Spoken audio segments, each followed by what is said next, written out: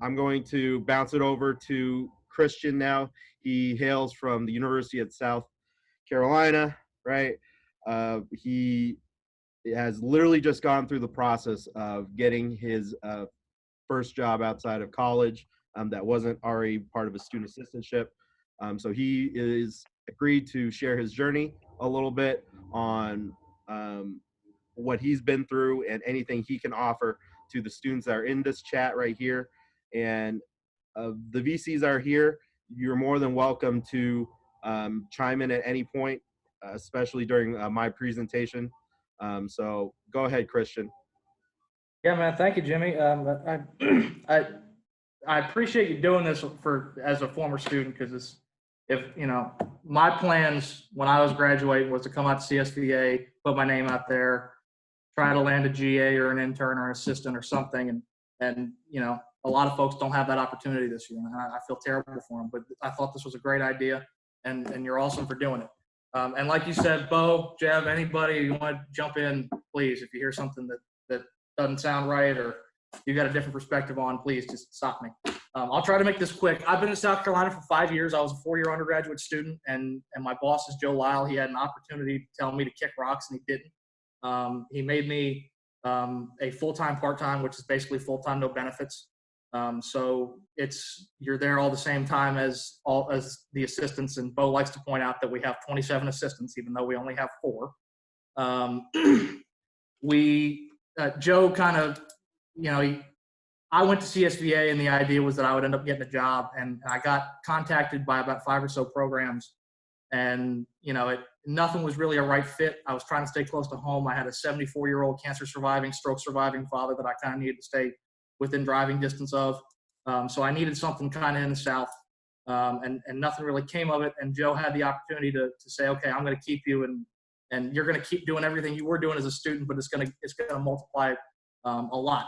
So this isn't exactly what it was like to go out and say, okay, I got a job at a program that was totally foreign to me, but I did all the steps that did that, and it resulted in a couple of job offers, and I'm not going to say who they came from. Jimmy was one guy that contacted me trying to get me to take his old gig, and a couple other people. I was lucky enough when I was going to CSVA last year at Anaheim, Darby and James and the board were very, very gracious enough to award me the Mike Dougherty Scholarship. Alex, who is now at West Virginia, received the Billy Bazzini Scholarship. And if you guys don't think those have value, they do. So next year, if you're planning on going to CSVA, definitely put in the essay for it, apply for it. They have tremendous value. It's name recognition. It's the opportunity to get you out somewhere that you maybe couldn't afford to go. That's the obvious one. But it puts your name in a program that everybody at CSVA gets, and they put you in front of everybody the first day of meetings, and your name is made known. And there's value to that, whether or not some people realize it.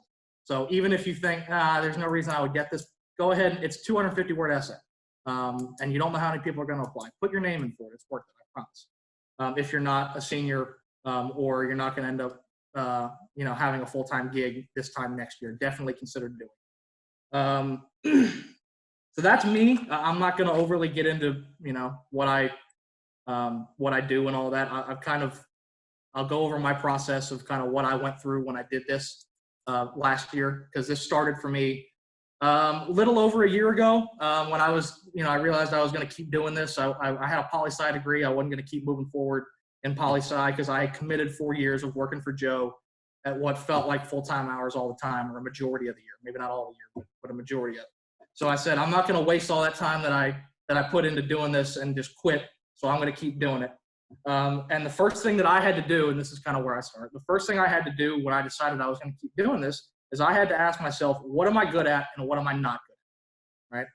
What am I good at and what do I suck at? And you got to be very honest with yourself and very self-aware. Am I a highlight kid? Am I a coach's kid? Do I just shoot? Do I have no skills at all right now? You have to be honest with yourself. And as soon as you can answer those questions, then you can turn around and start to establish a voice for yourself with your boss, your VC, your assistants, whatever, and say, listen, I think I want to keep doing this. This is what I think I'm good at. Maybe you can tell me if I'm wrong or not. This is what I think I'm not good at, and you can tell me if I'm wrong or not, and how can you help me here? Or do you have a desire to help me? There's some guys that might not. I I don't think there's anybody who has no desire to get their student a job if their student busts their butt for them and does what they ask them. That's what I say to us is, do what we ask of you and we will do a lot for you. You'll get a lot out of us. And a lot of times all doing what we ask of you is just showing up on time, shooting practice, working games, not all of them. We don't ask a ton. And if you do those things right, then we'll invest in you. It's kind of the way that we've always looked at it. But part of that and that conversation with your VC to me was always, you have to establish a voice for yourself and a role for yourself, right? That matters in my mind. If you don't, you're just kind of there. And that always kind of bugged me is don't just be that person. If your desire is to do this long-term and get a full-time job doing it, being that kid that's just there to shoot practice or run cards or ingest and then just leave and do nothing else and not bring a lot of value, I'm not going to spend my time investing in you and teaching you to do other stuff. And Dylan's here, so I'll make him an example. This kid has shown up to everything we've ever asked him to do, sometimes at very strange hours, and has never said no and has always been dependable, even when it wasn't always fair to him. He's been with us for a long time, and I'm really glad that he's here, and I'm glad that he's out there looking for jobs because he's invested time into it, and he's learned a lot in the process of it. If you're one of those people, I think you absolutely deserve a job in this business for a long time because you took some of the most valuable years of your life, your undergraduate career, and invested them in working for somebody else to make their life easier as a student. Because that's what you are. You're there to make somebody else's life easier, whether or not you really. So kind of back to that, gotta make a role and a voice for yourself. You don't have that, you don't have much. And if you're not willing to do that, then this may not be for you. At the end of the day, your first responsibility is to yourself. Yes, it's to your VC, and yes, it's to your coaches and all these other things. But the first one is to you, is to understand that, hey, I have a very limited amount of valuable time as an undergraduate student to my VC and to myself to learn things and to make something out of this. It's not just going to be handed. You got to step up and put your voice out there and be willing to say what you want. So kind of my out in the ether kind of pitch. To me, the getting the job part of this is understanding the industry. I look at our industry as kind of being complicated right now. What do I mean by that? We're very much kind of splitting. We're forking. We're splitting very much in two ways. One, you're either a jack of all trades job. I got to do coaches and highlights and graphics and social and all of these things, or you're a specialized job. Typically, what I've seen is that those kind of tend to split between FBS and FCS. Not always the case, but it tend to be what I see. And Jimmy's shaking his head, and I can see it. But it's not always the case. But it's what I've seen. But it's not always true. You have to be good at a lot of things to do this, 100%. But what I see is there's a lot less jobs in just being a coach's guy than there is being a jack of all trades job or a highlights job. The market in what I've just seen, I don't know if anybody saw, but not one, but two of Doug's guys at LSU just got hired to Southern Cal to do highlights and post-production and revamp their recruiting and social media and all that. That's not one job, that's two jobs from the same program. The market in my mind for being a highlight guy is astronomical compared to coaches' jobs because coaches' requirements for video don't really change. They change here and there, yes, and the technology evolves, but truthfully, as far as a body in a chair, ingesting and editing, there's very limited change in the volume of positions. In social media, the market's taken off right now, and in post-production, it's taken off because the work and the expectation for content is going like this. It's a massive upward sloping trend of what your coaches expect for content, what your administrators expect, what your audience expects, what recruits expect, what players expect. The expectations keep going up and up. And what we're dealing with right now with coronavirus, truthfully, is going to make that expand tenfold because the audience is going to be much more separated from where the content is taking place. You're not going to have 80,000 people in the stadium anymore, at least for right now. So the expectation is going to be the presentation remotely on mobile, social, broadcast. It's higher. So the skills required to produce that are a lot more, in my mind. So you can specialize in that, and you will have a job if you're good at it. Or you can be a jack of all trades guy and be passable at it or good enough to produce content that you're willing to put out, and also be able to manage coaches, road stuff. I could go on, technology, IT budgets, it goes on and on. So you kind of have to decide, what am I as a student? And this is really speaking to students. You have to say, okay, am I investing myself in highlights? Am I trying to be good at a little bit of everything? Am I a coach's guy? How am I marketing myself to people who are going to get me jobs? Because at the end of the day, and I say this over and over again, your position that you're trying to get hired for is entirely designed towards, how am I making my VC's life easier? That's truthfully, at the end of the day, the way that I've always looked at it. Because if they didn't need somebody to make their life easier, they wouldn't be hiring the job. That may be blunt, but that is how I've always looked at it. So that's mostly what I've got on jobs, or on kind of where the market is and what you have to consider. As far as marketable skills, this is the last thing that I'll do, and then I'll kind of stop. You've got to have things that you can put not only on a resume, but in an interview, and in the mind of your current boss, whoever your VC is as a student, whether it's Jimmy or Bo or Jev or whoever it is, that when they get a phone call from the person who you've put your name out there to about your work ethic and your skills, they've got to be at the front of their mind. If they're not, and they just kind of sit there and go, yeah, this kid's okay, that's not going to land you a phone call. Truthfully, it's not. So, couple of things that come off of mind. Everybody thinks, first of all, shooting at practice for coaches. That's kind of a given. Shooting at games. That's kind of a given. The ones that are kind of less of a given that I was fortunate enough to get to learn to do as a student, and a lot of people have been, and it's why they have jobs now, is going through things like upgrades, right? Upgrades through either DV Sport or Exos. I can only speak to Exos. I'm not a DV Sport guy. An Exos upgrade will teach you a lot about Exos really quickly, right? IP addresses, naming, exchange agent. I could keep going as far as compatibility of models and cross compatibility. A lot of stuff that you don't really think about as a student. If you're hanging around for a summer or an off season and your program goes through an upgrade, or you hear them talking about one, go to your VC and say, hey, if I'm around, can I be a part of this? Can I help you guys at least get some renaming done or some IP address changes done or whatever? And you will become very self-sufficient in a small portion, but a very important portion of your program, of your software. I can't speak to DV Sport. Jimmy, maybe you can jump in on that, but that's kind of how I look at it. That's one thing that I think a lot of people, that helps a lot of people.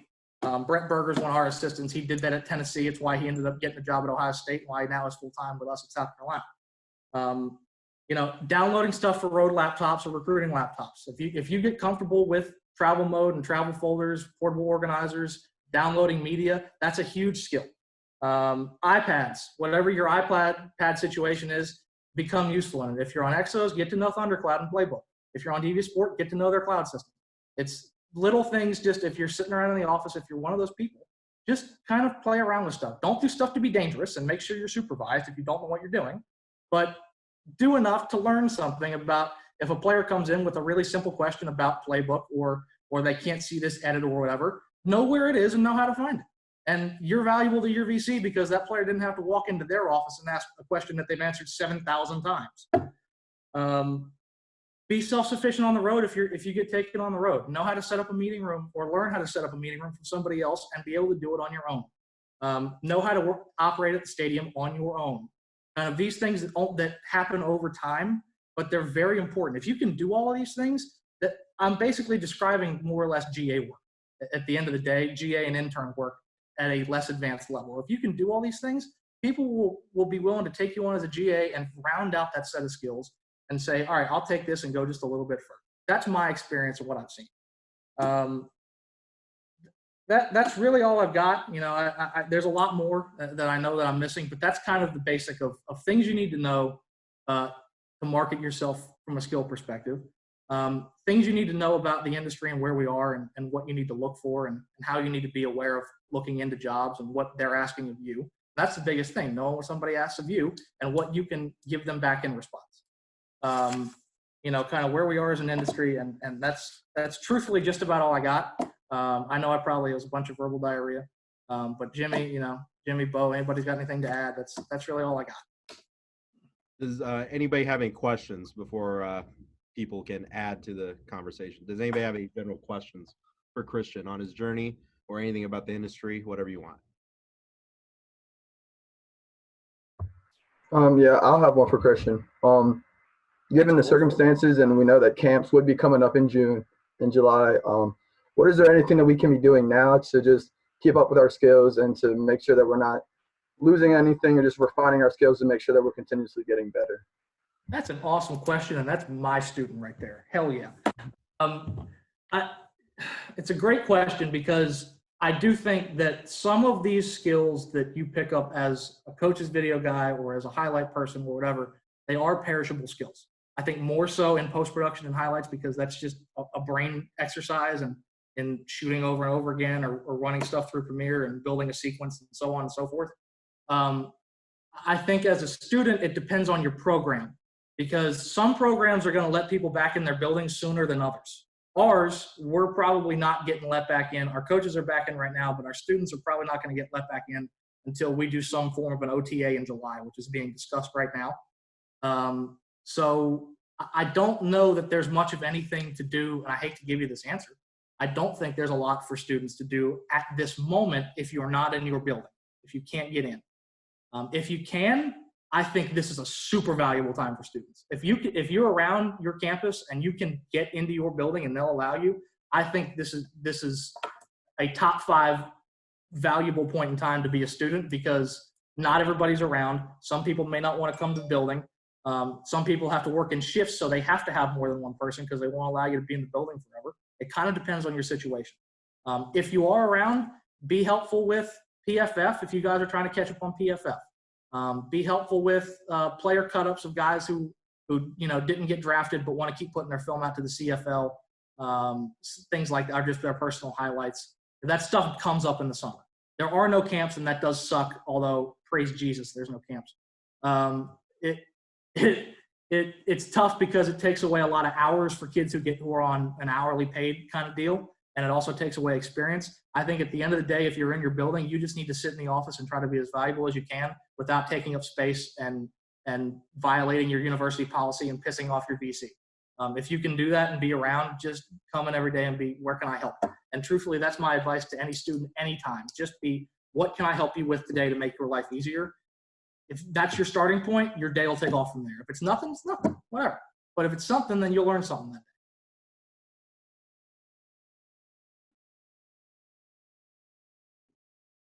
I'm gonna shut up now. All right, what else we got? Keep them coming.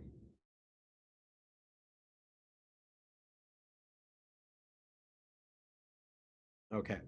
Well, I appreciate the time, Christian. Hopefully, you didn't feel like you're under a ton of pressure, but we appreciate you sharing your story. Now, into this next part, which is my part, there's going to be a bulk presentation. So how I work is if you have a question, right, or something you really need to get off your chest, I'm not one of those guys that have to leave everything to the end. So you just stop me and just say your name and where you're from and then ask your question, okay? There's going to be a lot of dense information through this, right? And I just want to be frank with you guys that I'm not a typical like political correctness type person when presenting. I'm just going to give it to you straight. And from my perspective anyway, swear word or two might come out every once in a while just because I'm really passionate about this upcoming topic that I'm going to talk about. And just know that this is supposed to be as interactive as you want it to be, okay? So we're going to get started. I'm going to go ahead and share my screen. Okay. So does everybody see that okay? Good. Okay. Yes, sir. Great. So what I'm going to go through a little bit here and there is going to be the path from you as a student all the way to potentially you getting your first job or your next job. So really how to market yourself, how to continuously get better up until you get that job, okay? And also continuously get better so you can get the next job. So I know that I like to go through in an overview what we're going to go through today first, just so you can get your brains going. Why do we do what we do? Why is this happening in the first place?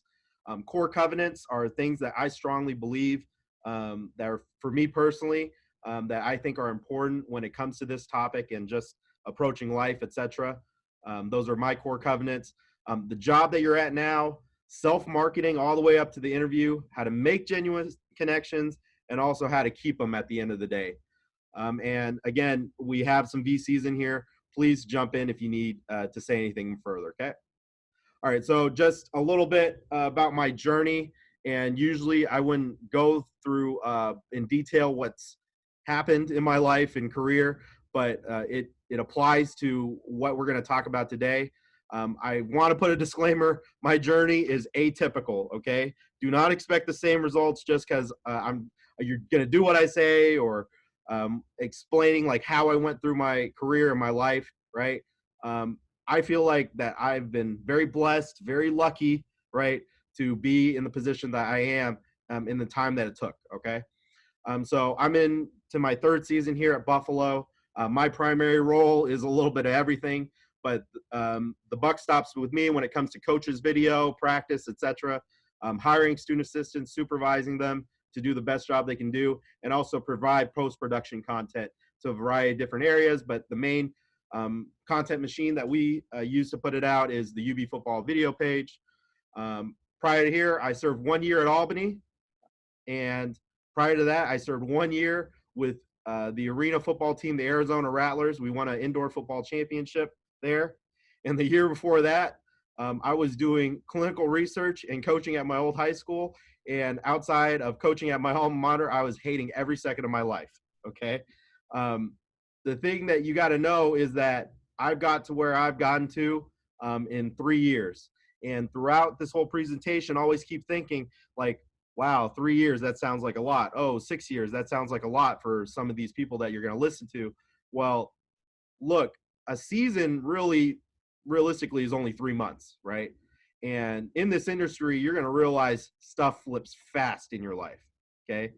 And as I go through the presentation, you're going to also realize that a lot of it is going to happen when you're not in the room with somebody, okay? 80% of your life is what my grandfather told me, that it's going to be decided when you're out of the room, okay?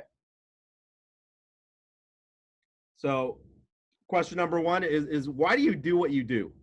Why are you here in this presentation in the first place?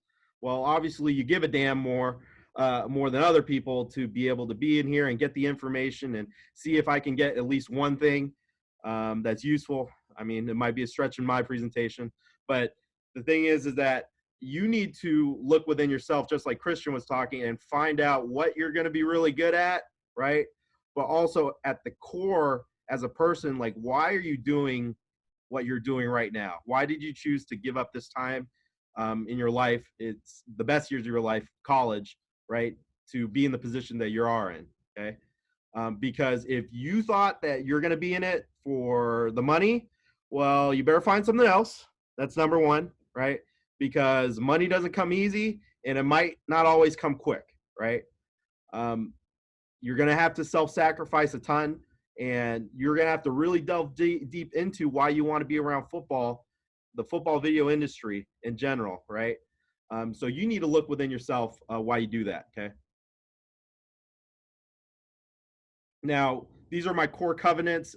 This doesn't really apply to everything that we do, as a coach's video staff or whatever, right? But this is just stuff I live by.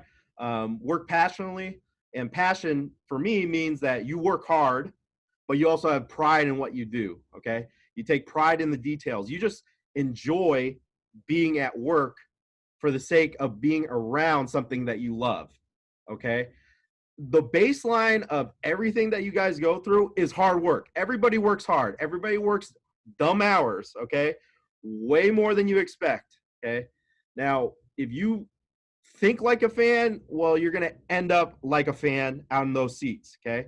So you need to have pride in whatever you do, and that's going to get you sustainability in this industry. you got to be able to ask questions. My students know this, is that I find out a lot about people from the types of questions they ask, why they ask certain type of questions, right?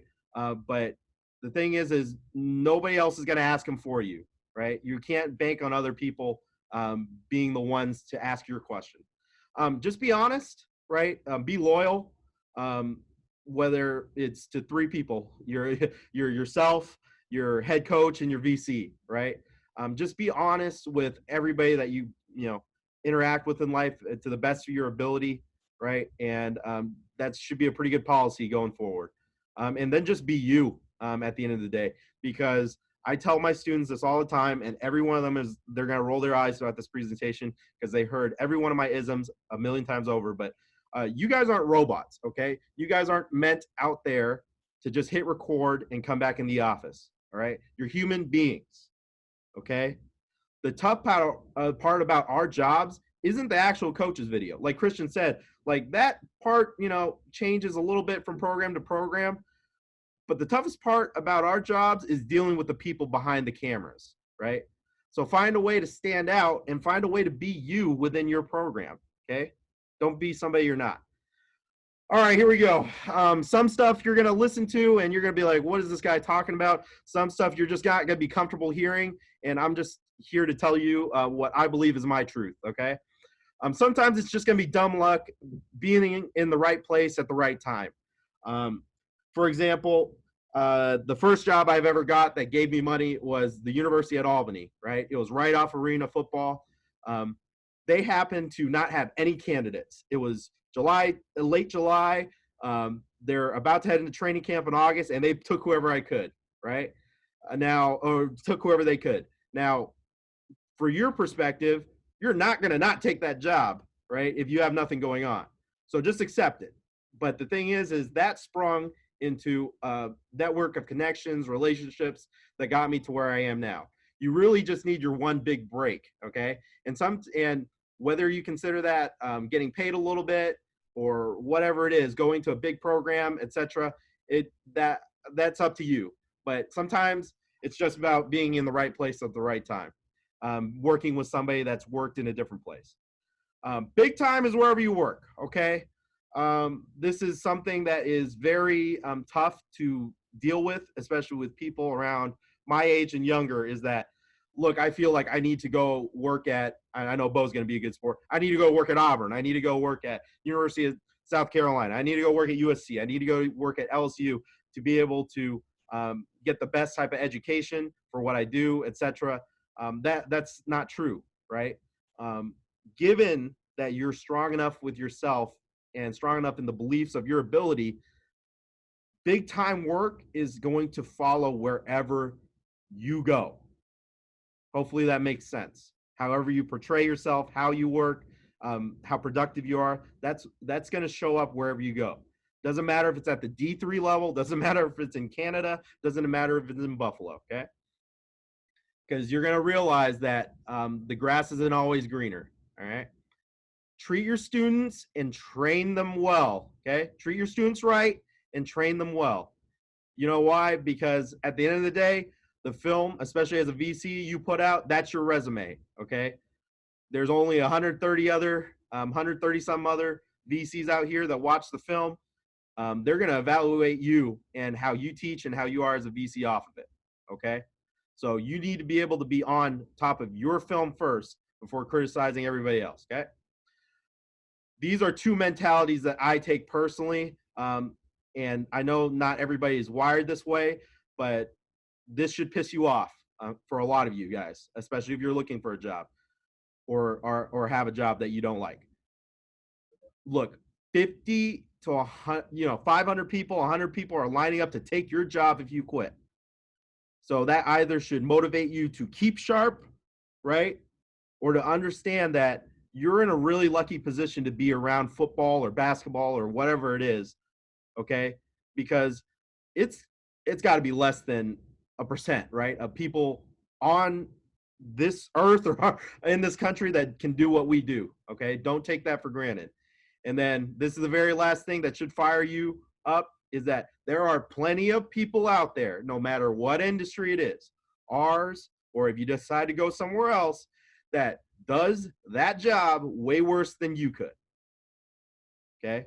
Hopefully that makes sense. And if it doesn't, right, then, I mean, you got to really look within yourself, or you might be one of those people that are worse and just got lucky. But the thing is somebody that's out there that's worse than you at the job has your job, and that should make you mad and motivated. Okay. Okay. For the job you're at, look. Hey, Jimmy. Yeah, go ahead.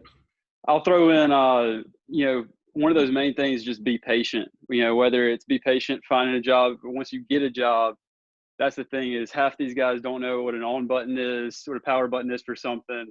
I was about to hop off right here for a FaceTime visit with with a recruit that just got pushed back 20 minutes. So, I mean, it's ever changing. You got to keep a level head for everything. You just got to be a problem solver, be patient, and, never get to a panic mode for sure. Awesome. Thank you. Now, the thing is that, again, I'm going to try to keep you guys as grounded as possible. The job that you're at right now, it might be too late. I'm just going to be flat out. Hopefully it's not anybody in this chat. Okay. Hopefully you guys are all good eggs and you all are studs and you just are looking for your opportunity. Right. But it might be too late for you. And you know who you are if you're the person that is grasping at a job, but you know that you haven't done everything in your power to earn the next one. Okay. You're always being evaluated, even right now. Right.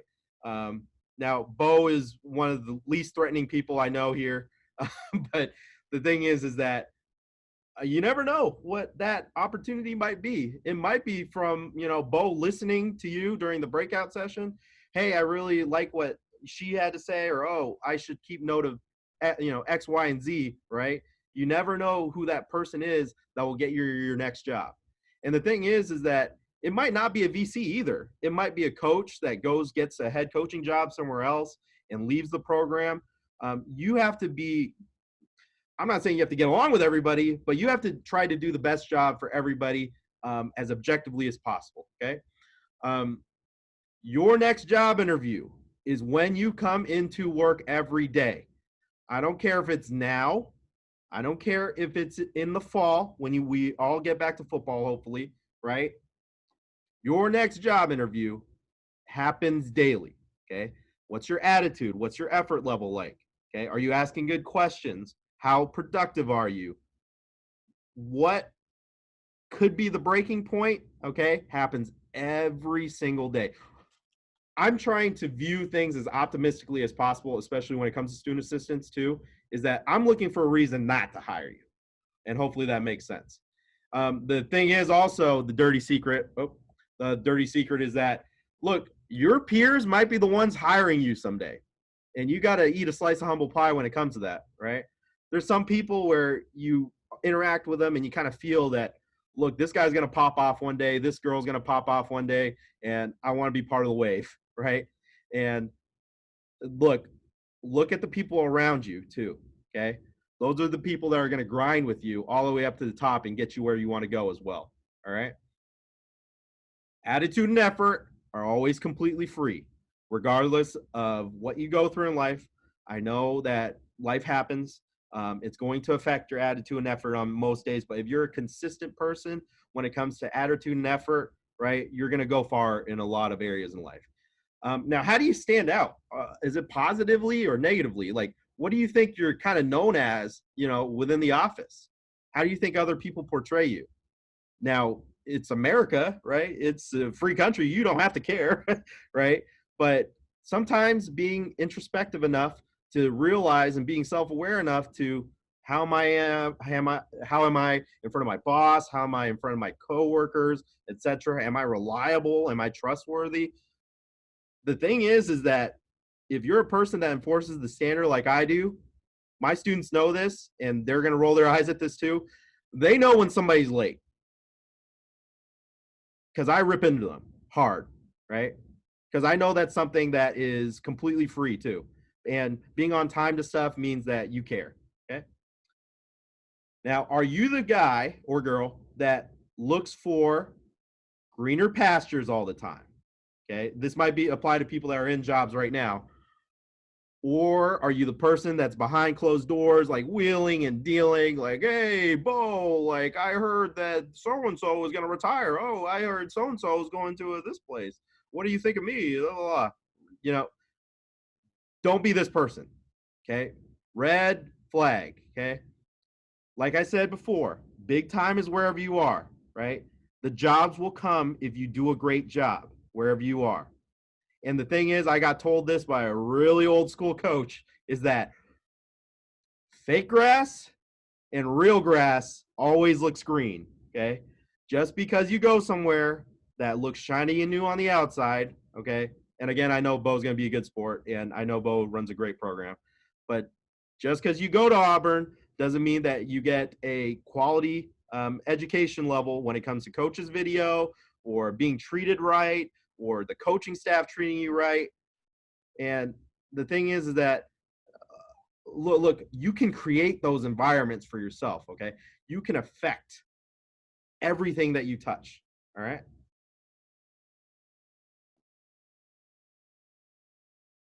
Okay, now what can you do, all right? What can you do right now? And I really like that question that Dylan said. What can you do right now, all right? Put in the extra effort. Be extraordinary, okay? I'm not saying extraordinary. Extraordinary, okay? Every one of my students knows that if I'm editing practice at the end of practice, that it's not my job to constantly be in their ear to say, hey, I'm going to put these tripods back. Oh, I'm going to put these batteries back, et cetera, right?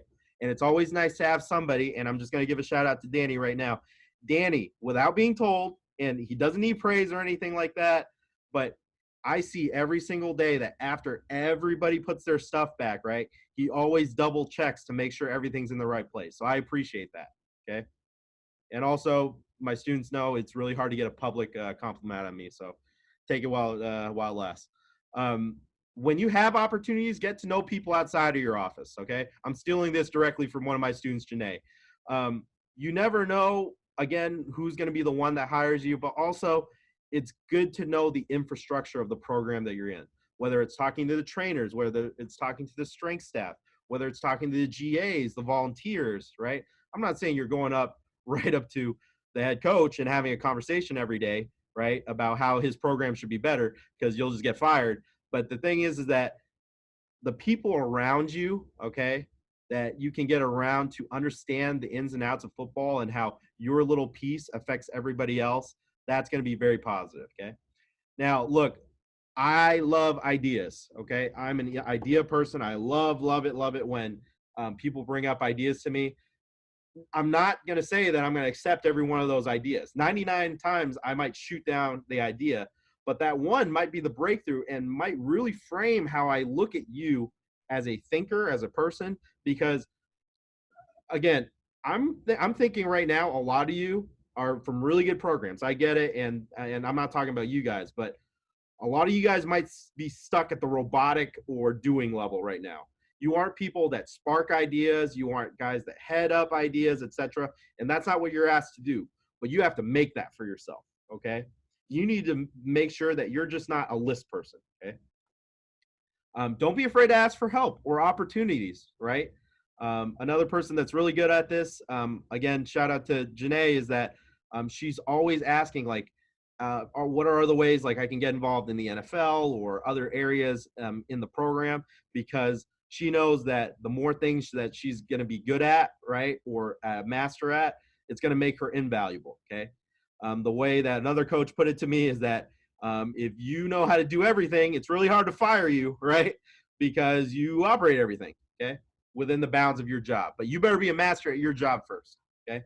Everything that you're asked to do matters, okay, for one of a couple reasons. There's very few people that get the VC job that haven't done your job yet, okay? I never ask any one of my students ever, and you can note this, I don't ask you to do anything that I haven't done ever in my life, okay? I never asked a student to wash my car or walk my damn dog or anything like that, right? I always ask them to do, from a video standpoint, what I've done, because you need to know from the ground up, just in case you get a job, say at a lower level or whatever, right? But it's a head job, that you need to do a lot. You need to put on a lot of hats, okay? This is one thing that that students need to know, and I'm telling you right now, it's a priority in our program, is that you are being used, okay, to get a job done, okay? So if it fits your framework of being able to go out to the industry or get a job or whatever, right? Knowing that you qualify and you did a damn good job for your VC or your program or for your coach or whatever this case may be, is that you need to use us as much as we use you, especially when our time together is over. Okay. Now there's another program, another program that I talked about yesterday that I proactively do this, try to get other people jobs, all that stuff, right? But use us as much as we used you, okay? Especially if you have the cachet with the people that are above you, okay? All right, next, self-marketing to the interview, okay? What can you do to self-market? Look, be known to be the master at one thing, not a master at a lot of things, okay? Now, if you're great at everything, you're great at everything. Good for you. Enjoy the next 50 years of your career. But be known for one thing, known for it, whether it's post-production, whether it's being damn good at everything coaches video, right? Like Christian was talking about, coaches are looking to get as many 2-for-1s as possible, right? But when you're lucky enough and you master something, you can learn the other things while you get the job. Hopefully that makes sense. When you have your opportunities, mark yourself on social media the right way.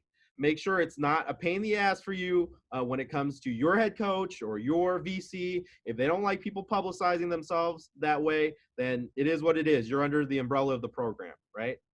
Make sure your portfolio has cohesive content if it's not comprehensive. What do I mean by that, right?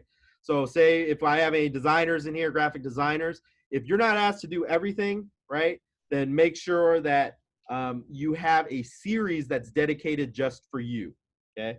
Everything is cohesive. Something you can say that you own is yours. It's not a graphic here or there. It's not a video like here or there. You've done multiple different pieces on a single different subject that may occur throughout your career, okay? Okay, here's the thing, okay?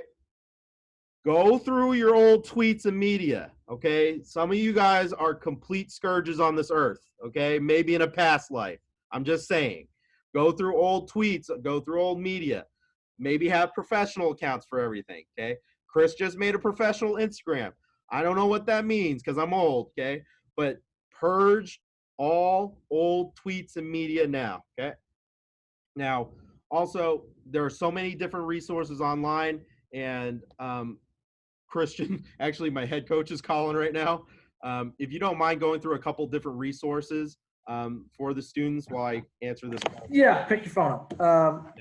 This is one that I kind of missed doing in mine anyway, so I don't mind doing it. The first one to me is part of the reason why a lot of you guys know this is going on, which is that CSVA Facebook page. That is, to me, that's where every job inquiry that I ever sent in over the last year, well, not every, a majority of them, I found out about it from there. It's just a great resource in my mind to network with people that you haven't networked with before, get to know them, and at the same time know where the jobs are and kind of who's moving where, and kind of have that in your mind. I know what Jimmy's talking about, and to not be that guy of, oh, I heard this guy's leaving and maybe I could get in there. Don't be that guy, but it is vital in my mind to know where people are, if for no other reason than to know where your network has gone to, right? If to know where these people who, oh, I thought this guy was at, I'll just use Shane Florida. Oh, I thought Shane was at Florida, and all of a sudden he's taking a job in Virginia. I don't know. It's just one of those things where it's very useful to me to know where guys are when maybe you don't talk very often. If you're not in conference, you tend to not talk with each other very often outside of settings like this in the off season. As far as NFL jobs, the first one that comes to mind, and it's not one that the NFL loves using, but Teamwork Online is where you tend to see a lot of is where you see the NFL interns tend to pop up. In my experience, the Rams, the Vikings, Browns, Lions all tend to be guys that put their jobs up there. It's not every team in the league. It's probably about half, but I've seen video interns come up that way. I interviewed with the Vikings through there. I don't think LinkedIn is very well catered to what we do necessarily. They kind of hunt for jobs here and there, but they don't tend to find a majority of the openings. I'll turn this back over to Jim. My last one is NCAA job market is another one that is out there. I don't think it's great, but it is a source of information and knowing where things are open. And the more information you have in this, I think the more useful they are. And of course, everybody in here that has a job here is a resource to you, without a doubt, 100%. Okay. Great, thank you. I apologize, everybody. But when the head coach asks for some, you go do it. So how dare you do your job? Yeah, I know. I'm trying to avoid it as much as possible in this presentation. Okay, where am I at? Okay. So the thing is, I didn't catch any of the resources, unfortunately. But I'll just end with a little blurb about CSVA is that make sure you join that Facebook group, okay? Make sure you pay your dues and attend the conferences, okay? Especially if they're going to be virtual for a little bit. They're going to be, as long as you pay your dues, you're going to be able to go and get all this free content, right? I don't know if you touched on this, Christian. You can nod your head if you already did, but you can learn so much online at this point. You can literally learn whatever you want, whether it's Premiere, whether it's digital design. There's always ways you can sharpen up, okay, for completely free. I mean, YouTube's one of the greatest teachers ever, right? You can do anything that you want there. And you can consume that media, especially during this time, right? There's so much that we can do now as compared to just 10, 20 years ago, right? The only thing that you can't is the video systems. So you have to either reach out to your VCs or reach out to even the account manager or whatever of your specific programs. And they're more than welcome to take you through it, okay? All right. Specifically when it comes to coaches video, because again, like Christian mentioned, this is harder and harder to just be this guy, right? Until you get up to the very top of the Power Five, is that having an IT background is very helpful. Knowing database is really helpful. It just keeps you really organized. It helps you understand computers, how to fix stuff in general. But problem solving and crapping the fan, right, is just gonna come out throughout your career. All right. And that's going to come with experience. Now, you need to also be able to show that you are organized, okay? And that you can problem solve, just kind of like a detective with very, very little information given, okay? Now, everybody's experienced this before, whether it's somebody older in their life or a coach, where they're literally just going to go up to you and be like, hey, Jimmy, my computer's broken. And I look at them and I'm like, oh, that's great. Okay, do you have any more information for me besides it's broken? Oh, it's just not on. That's great. Okay, good. Be on your way, coach. Make sure you're able to understand in your own mind what's the path to solving problems, okay? Make sure the Wi-Fi is on. Make sure the computer's on. Like, these are serious things that might sound dumb, right? But most of the problems that you're going to find out can be solved with simple restart or just turning something back on, right? Now, master one of these two programs. I know Huddle is out there, and I know a lot of people have to use it. I understand that. But these two programs right here unlock a whole new world, okay, when it comes to difficulty in executing your job or opening up job opportunities, okay? Most of the NFL, most of college football uses one of these two programs, even on the Canadian level, okay? Be as helpful as possible to other VCs if you're already in a video role, okay? Do what you can to send film to them, whatever they need. You actually realize the higher you go up, the harder it is to reach back and grab the film you actually need from things that might be really easy at the time, right? That's why people go back and ask at the lower levels, okay? Your film is your resume. Get the damn film right, period. Like I mentioned before, there's only 130 of us, maybe 260 other assistants. They see your film, they know that you're either teach it right or don't teach it right, just based off your film. Get it right. And this is what I hang my hat on, okay, is that you need a master how to recruit students and teach filmers in any situation, whether it's an injured player, whether it's people that love football, whether it's people that don't know what a football is, right? You need to be able to master how to do this in whatever your own method is, okay? I'll be putting out on CSVA yesterday's talk about how to do this, right? And you can watch that. But you need to write down a plan on how you get these two things done, because you can't show what you can do without the people there to help you. Okay?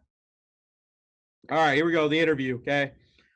This is not everything, but these are just a couple things, because then we'll be here all day, right? Is that you're going to need to do your research, okay? Practice with your bosses and your peers. Video conference interviews are the best because you can cheat in them, okay? You can have stuff on the computer. You can put a box behind the computer and have a bunch of notes up, okay? If you get that done that way, then that's the easiest way. Sit up, be attentive, write down questions for later, okay? Like I said before, people understand that you can get a lot from how people ask questions, okay? Culture, culture, culture. Be sure to ask when you go somewhere, like, hey, what's your hiring structure like? Do we have a budget? What's your philosophy? What did the last guy do that, had my position, et cetera, et cetera, okay? Don't be afraid to ask those questions. Now, these don't really have like an area, but I just call them money lines, right? These couple lines have, been repeated back to me or been the reason why I've gotten jobs, is that no matter what I do, I'm going to protect the head coach in the program. No matter what you do post-production wise, if you make the program look bad and you're in the head coach's office, that is no bueno for a lot of your career, okay? They're the guys that write your name on the check, okay? You're the one under pressure. Whatever you do, you're going to protect the head coach in the program. And if you're lower, protect the VC head coach in the program, okay? It's never a no. Just never straight out say no, okay? It depends on the relationship you have. There's very few situations where you're just going to say no to somebody, but it's never a no. Always ask if you don't know. That mentality will be able to let you know that I can get anything done, right? And if you don't know, and if you're not an expert in whatever they're asking you, just go find somebody that is, okay? Ask DV Sport, ask Exos, ask your VC, whatever it is. If you don't know, ask. If I have a problem, I'm bringing you multiple solutions. It's not just, hey, I have this idea for this, or hey, I think that this is broken, blah, blah, blah. Try to show that you're not a robot. You are a human being. Think, okay? I'll bring you multiple solutions. Okay, next part, again, you could go on all day, but I want to be able to do the breakout room, is that you're going to need to make connections, okay, period, right? The people in this room right here might be the guy that hires you one day or might recommend you for the next job, right? So look, hard, honest truths. Know that you will not ever like everyone, and not everyone's going to like you, okay? Get that in your mind right now. Nobody has everybody in their corner, okay? There's preferences, ticks, whatever it is. Not everybody's going to like you, and that's okay. You only need one person to like you, and that's somebody that's going to write your check, okay? Now, you really need to make connection with your peers. I cannot stress this. That's why I'm doing this whole journey in the first place, for you to be able to talk to people that have shared experiences, right? These are the people that are going to grind with you. These are the people that relate best to you, right?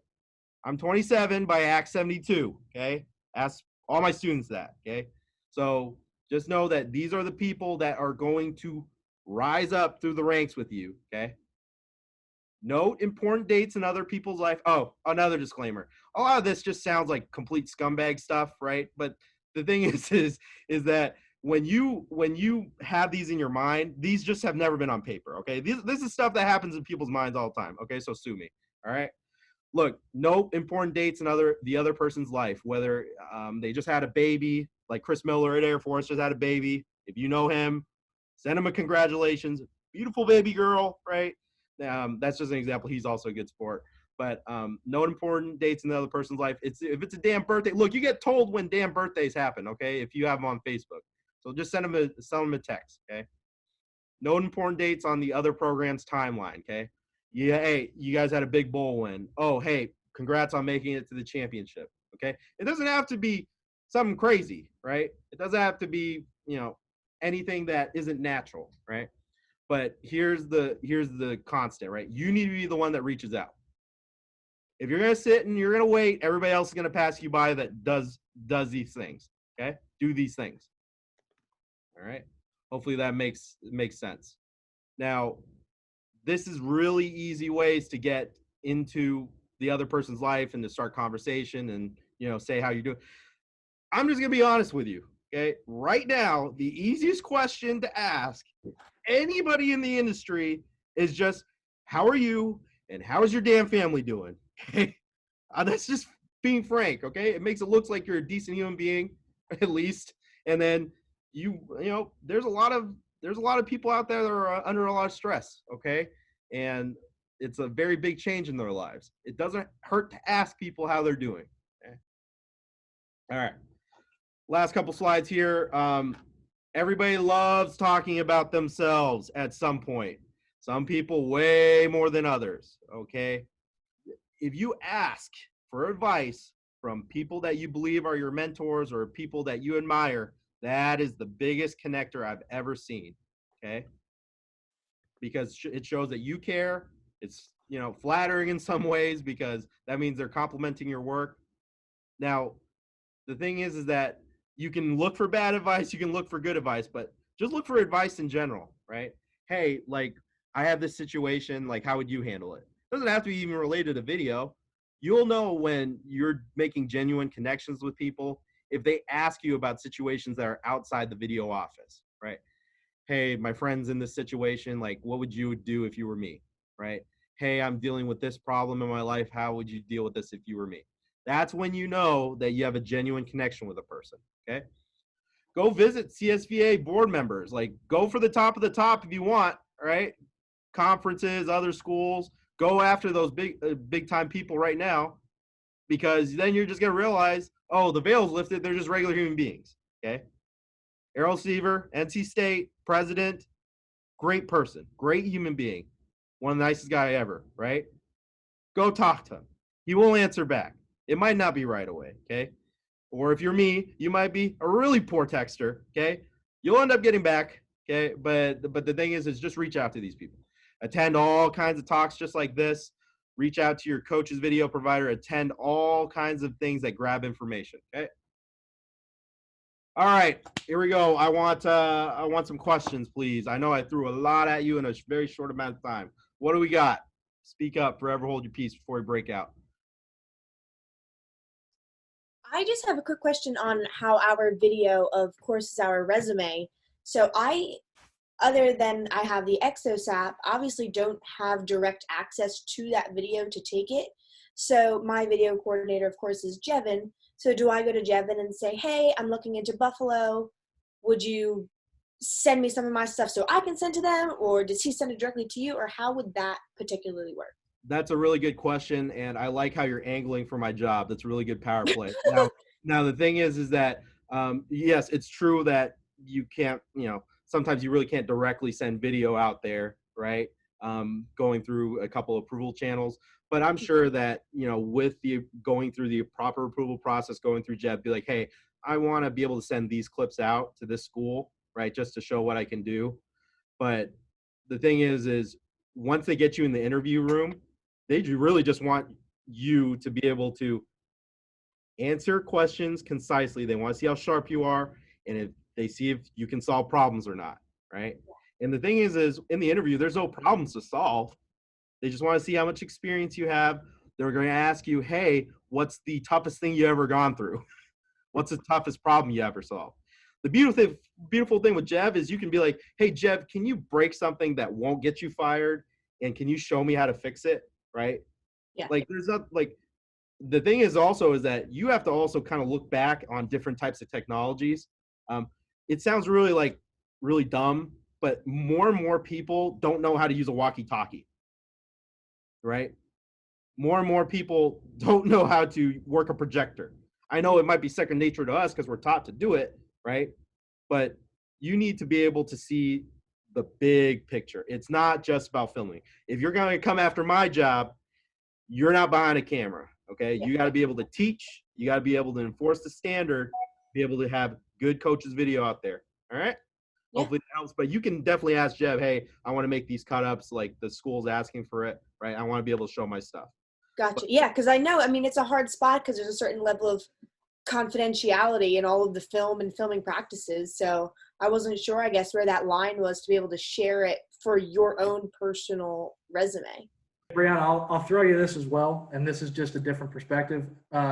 So much of the way people perceive your film is maybe they don't even see it is very much in your reference. And this was my experience, is that, you know, the jobs that you're going to be looking at as a GA, an intern, an assistant VC, a VC, the conversation is not going to be about, oh, can I see their film? Maybe in some places that's true, but what I found was it's very simply a one-sentence conversation is, can they shoot? Yeah, they can shoot. End of conversation. Tends to be how it works, because your job isn't going to be focused on shooting practice every day. If you're taking a lot of the jobs that are out there, your job is going to be, can you edit? Can you organize students? Can you do all of these other things? And if you know how to shoot, well, you need to know how to shoot. Don't get me wrong. You absolutely need to know how to do it. But that isn't where your focus is. It's going to be, can I point these kids in the right direction to do what I'm asking them to do and get it, show them how to do it. And bounce it off of Chris too. If I was hiring a VC, there's a lot of things that I'm looking for, a video person that's not related to the job itself. Any one of my video students that have interviewed with me can tell you, like, I want to know why you're here. I want to know why you're asking the interview right now. Are you somebody that's going to jump ship and try to coach one day? Like, do you really give a damn about video? Like, are you going to be able to fix the stuff that I have? How much experience do you have with the system? How do you problem solve? Like, are you a detective? Do you ask good questions, right? Like, what's your motivations in life? Like, what else you got going on? The beautiful thing too is that you're going to realize this if you are single, willing to move, and slightly stupid, right? You will take any job in the country, and you will work as many hours as possible as allotted by the coaching staff. Hopefully that makes sense, right? You should use that to your advantage. The younger you are and you have the skill, the better. Okay. Hopefully there's long answer, but we can get into this all day, every day. Okay. Just to wrap everything up, Rebecca, thank you. I appreciate it. If you want to put your contact info in the chat, whatever you're comfortable with, I'm sure somebody would want to take it or reach out, right? Okay. But thank you for your time. Is there any feedback you want to give before you head off to work? Anything that you want to say? No, this was wonderful. I was telling my story earlier about how I'm very new to video. I was in sports medicine for my football team for 3 years, and I'm just now transitioning into sports media. So I'm trying to learn it the most I can and get the most advice that I can. And this is definitely awesome, and this is helping me. So thank you for that. Okay, great. Yeah, thank you. The best advice I can give you is run. You still got time, okay? So run away from video as fast as you can. Okay. All right. No, thank you. I appreciate it. Put all your info down, if whatever info down you're comfortable with. Okay. All right. Now I just want to kind of wrap this up. After 2 breakouts, right? Are there any underlying questions that need to be answered by either Christian or I? Anything like that at all? Is there anything that needs to be debriefed? Anybody want to say anything about the session? This is the last chance if you want to say anything. it. Jimmy, I got one thing that I didn't throw in there that I'm going to throw in really fast. Yep. Bo stressed it. Patience is huge. As far as job hunting goes, patience is big. Life is never going to happen at the timing that you want it to happen. I wanted to have a job by July after I graduated. I didn't have that in hand or from somewhere else. I really thought that it was going to work out for me, and it was all going to time up perfectly, and it didn't, and it made me make some hard decisions. So don't think you're just going to have this rock solid plan and everything's going to work out perfectly, and the timing is going to be great for you. You might have to move in a week. You might have to move in a couple of days. You might not have to move at all. You've got to be willing to be flexible at this point in your life, and because you're able to do it, and just be adaptable. And if you do that, you're going to be off a lot better than you would be if you weren't. That's awesome. That's really good. That's really putting a bow on it, pretty much. If you want to ask questions after I break everybody out to leave, but first, definitely put down your contact info in the group chat, okay? I'm kind of snipping it as I go, and I'll be reaching out to everybody at some point for some feedback or just to say hi or whatever, right? But if you have a question that you are more comfortable in a smaller group going, I'll be on for a little bit after this, okay? Bo, anything? We're good. It's a good wrap up. Yeah. If any of you guys didn't know already from the chat, if you're a late joiner, Bo is the video coordinator at Auburn, and he has a crazy story if you want to ask him on an individual basis someday. But I appreciate you being here. I'm just thankful that you're here, and we have a lot of big time people that care about student assistance, right? At the Absolutely. Yep. So I'm going to break it now. Thank you for your time. We went a little bit over, about 15 minutes over, but I'm going to stay back for any questions or if you want to just chop it up a little bit, okay? All right. Thank you all. Stay safe, okay? Stay safe, stay healthy, all you and your families. Did you tell them your story about looks like pretty much like nobody left. Did you tell your story in the breakout session? I wasn't in there. No, I didn't make it. As soon as you guys started breaking out is when we started our deal. Do you mind telling your story of how you are? And Not at all. Why you look like you're 27, 22, and working years. Hey, 22 is generous now. I still got ID at every counter. Yeah.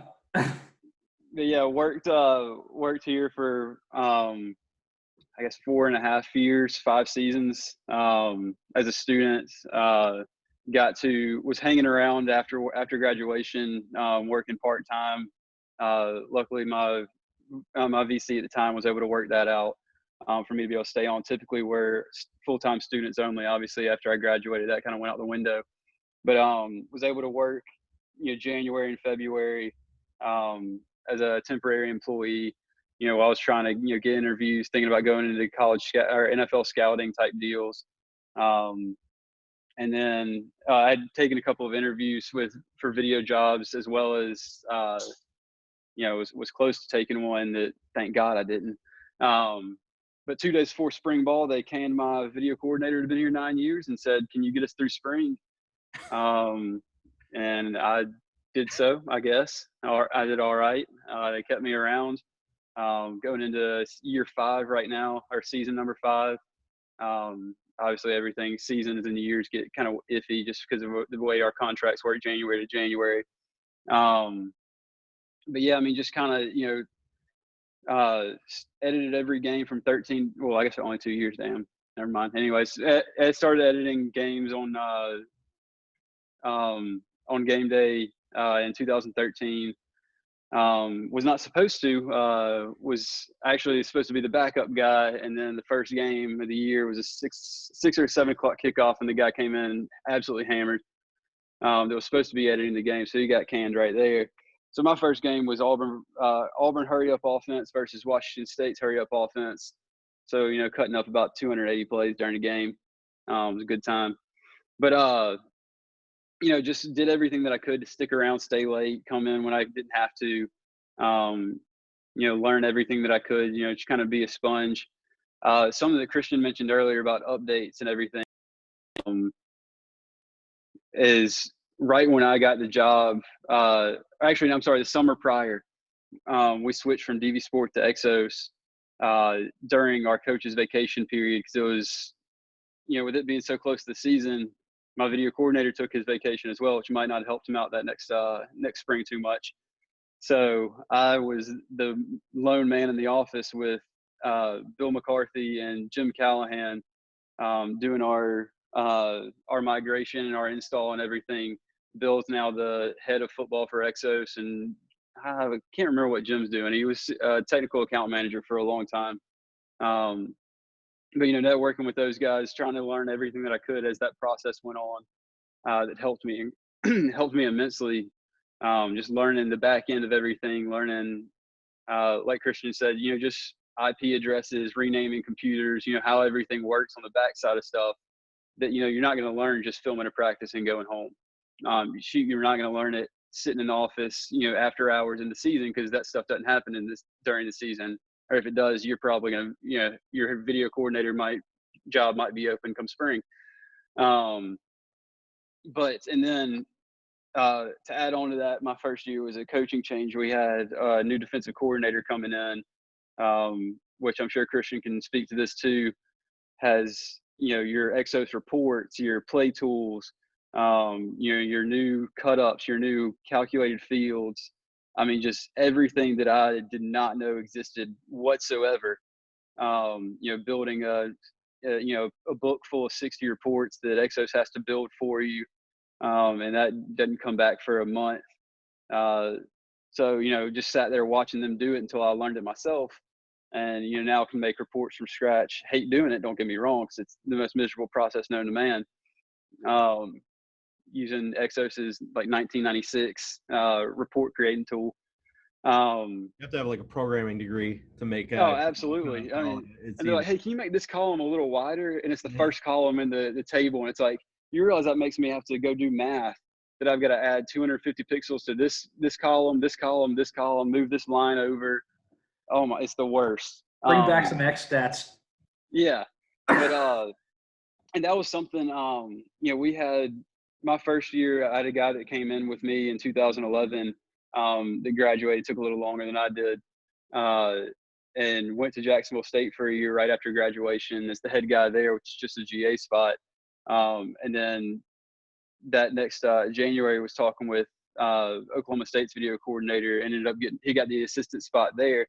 I called him one day and he's like, hey, what are you up to? He's like, I was just making some reports. And I was like, wait, you know how to make reports? Like that's, that just learning stuff like that.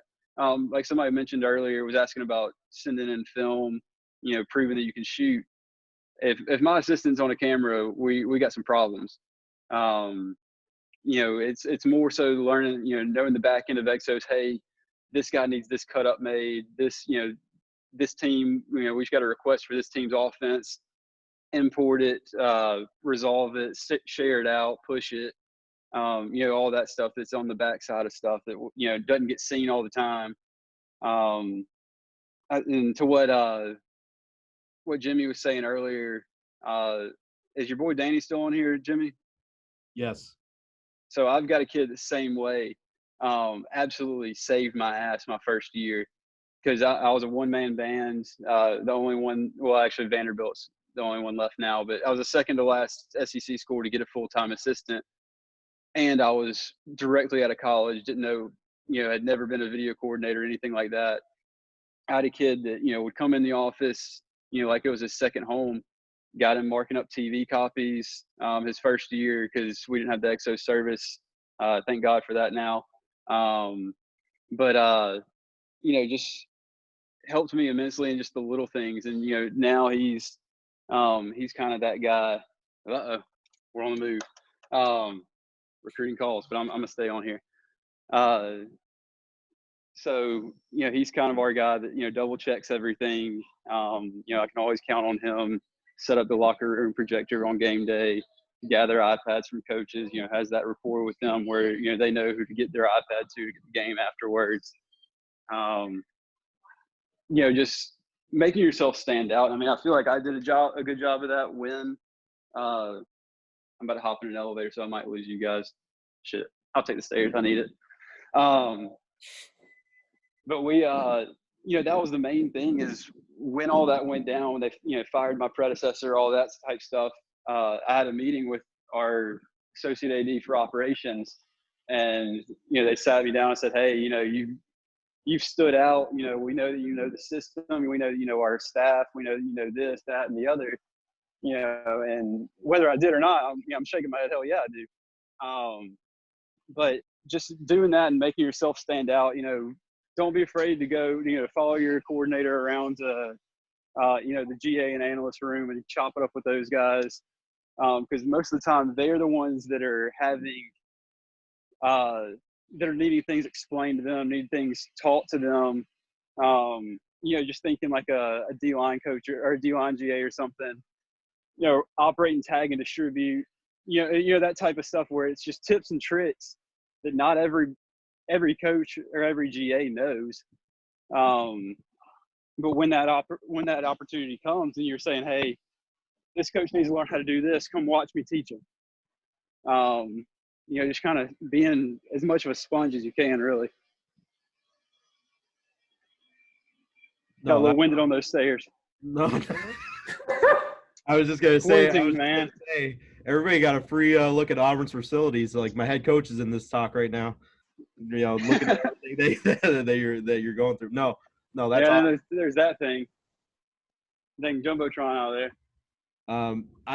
The thing is, I'm curious about, and we can do everybody's still on, but a Q&A for you, whatever. But I'm really curious about when it comes to you and how many like requests you get about jobs just from people like you've never heard from, or be like, I met you once maybe, right? And you don't really have a relationship with them. And when they ask you for jobs, how much, experience you have with that, maybe more than some others, right?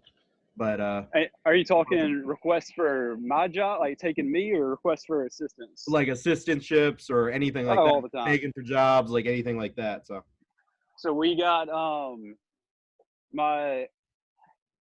so of course Louis left here, went to Jacksonville State, Oklahoma State, and then we brought him home and pissed off Zach Ramsey because we stole him back right after spring ball, so he had to train somebody else up. Got a former student that's with the Texans now as an intern. The assistant before Louis is with the Texans, and all those guys are reaching out. But I mean, that internship with the Texans for my guy Nate. Hang on, this girl's trying to figure out a DJI Osmo, and it ain't working too good for her. All right, here we go. Video time. I promise it's the last thing.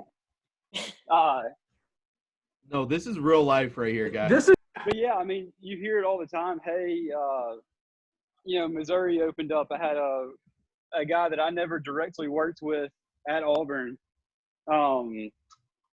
He was here when I was a student, but reached out to me and said, hey, do you know anybody for this job? Of course, it was, an SEC job, so I'm not about to throw one of my students at it. But I knew other people in the biz that, hey, I've heard this guy's an up-and-comer. Like, this guy does a really good job. Assistant-wise, hey, this small school, do you have anybody? I think UTSA's reached out to me about it before when they had a coordinator change.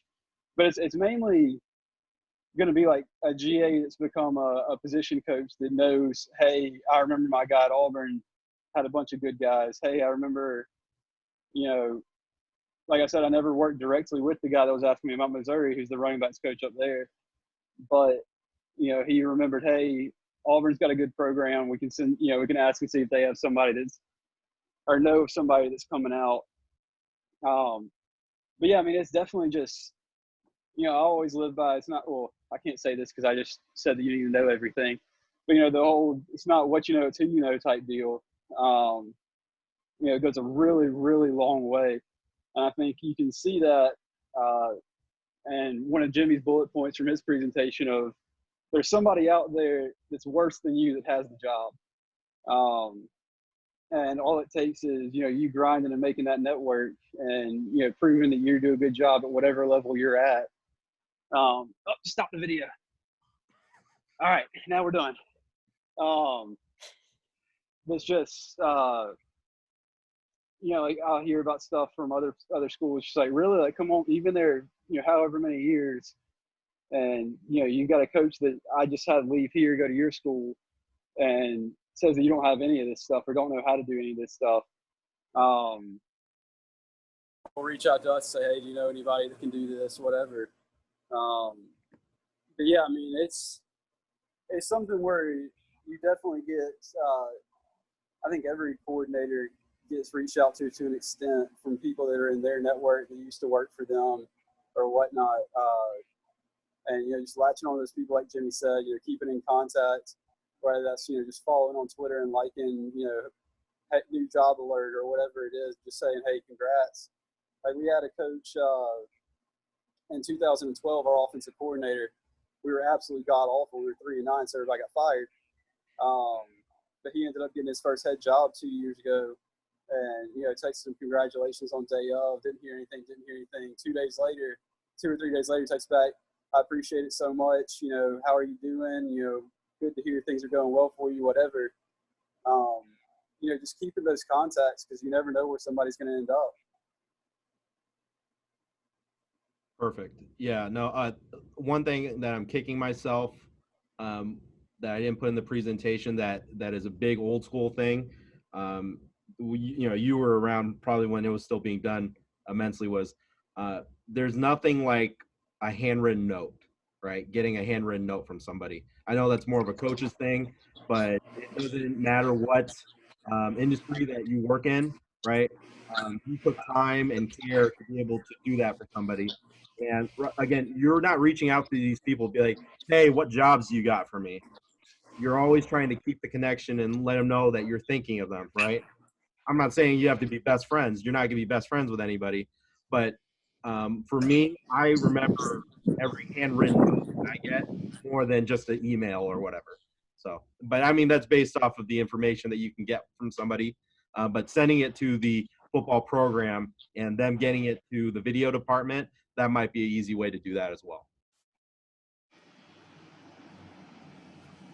Does anybody have questions for Bo about anything? Job related, about his job, anything like that? Speak now, forever hold your peace. Anybody have questions for Bo?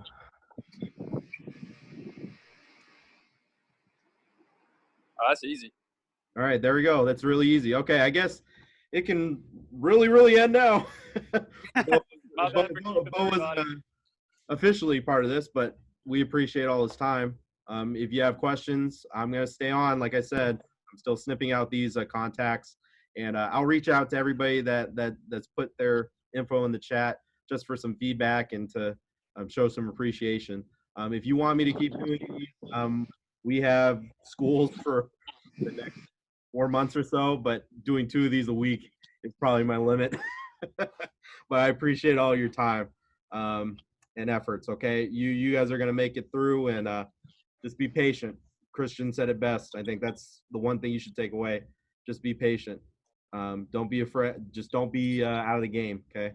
And I believe in all you. And if you're going to make the effort to go out and be the best version of you, you're going to be okay.